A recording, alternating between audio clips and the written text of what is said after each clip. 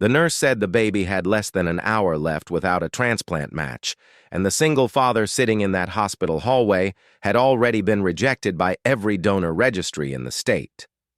Then a woman he hadn't seen in 6 years walked through the doors, still wearing her factory uniform, and said words that changed everything. "I think I'm his mother."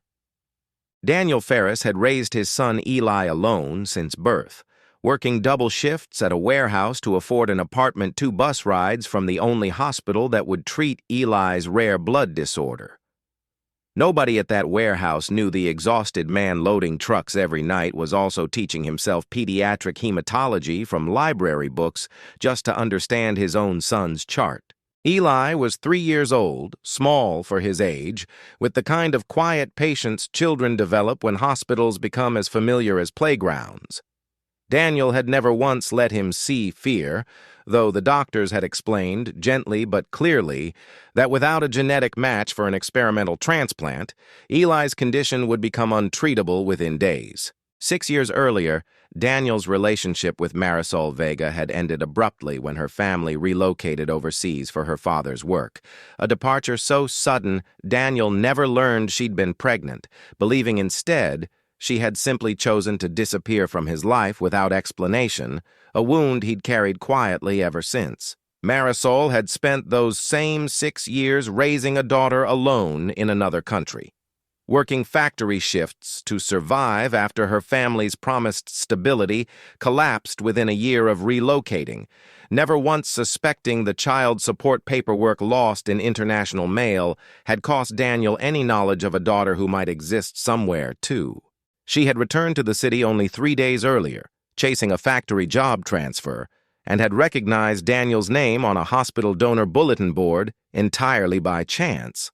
A coincidence so improbable that when she read Eli's specific rare blood type listed beside an urgent transplant request, something in her chest had gone completely still. "My daughter has the exact same condition," Marisol said, standing breathless in the hallway, still in her factory uniform, badge swinging from her collar. "The same blood markers. I've spent 4 years learning everything about this disorder because doctors kept telling me hers was too rare to ever find a match." Daniel stared at her, 6 years of buried hurt colliding instantly with the desperate hope flooding through him. "Your daughter has this condition too? How is that even possible?" Marisol's hands trembled as she pulled out worn medical documents she'd carried for years, hoping, without ever daring to fully believe, they might someday matter to someone. The attending physician, called urgently to the hallway, reviewed both children's genetic profiles within minutes and confirmed what neither parent had dared hope for: an extraordinarily rare partial match, not perfect, but viable, precisely because both children shared a genetic marker traceable only through one specific bloodline neither parent had known still connected them. "There's something else," the physician said carefully, looking between them. "This kind of genetic overlap in unrelated children is essentially impossible unless they share a parent." The hallway went silent. Marisol's daughter, it turned out, wasn't simply a coincidental match. She was Eli's half-sister, born 4 months after Marisol's sudden departure. Daniel sat down hard on a hospital bench, the last 6 years rearranging themselves instantly in his mind, every assumption about abandonment collapsing beneath a truth neither of them had known to look for. "You had my daughter," he said quietly, "and I never knew. And now she might be the reason Eli survives this week." Marisol's hands covered her face. "I tried calling for months after we moved. The number was disconnected. I thought you'd changed it on purpose. I was 8 months pregnant and terrified, and eventually I just told myself you'd made your choice." Daniel shook his head slowly. "I never got a single call.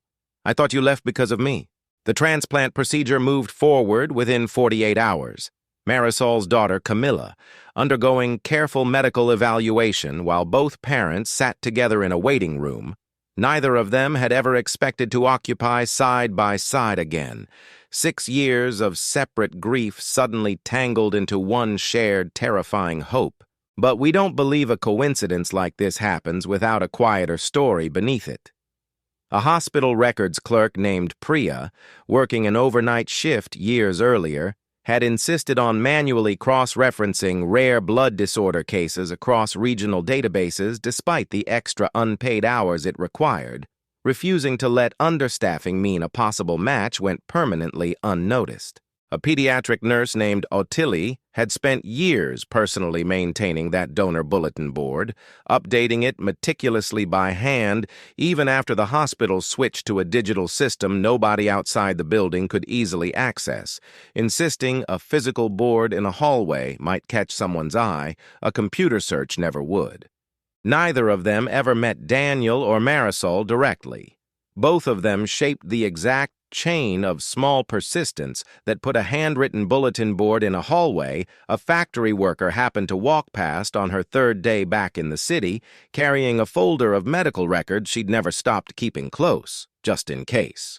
The transplant succeeded.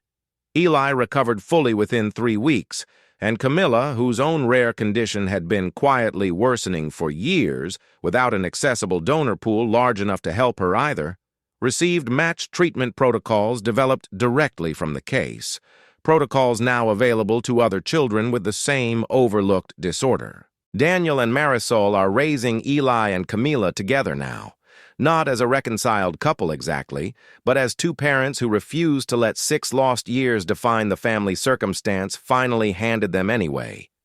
Never assume a person disappeared by choice before asking what silence might have actually been hiding. Thank you for joining just a moment. We're so glad you're here.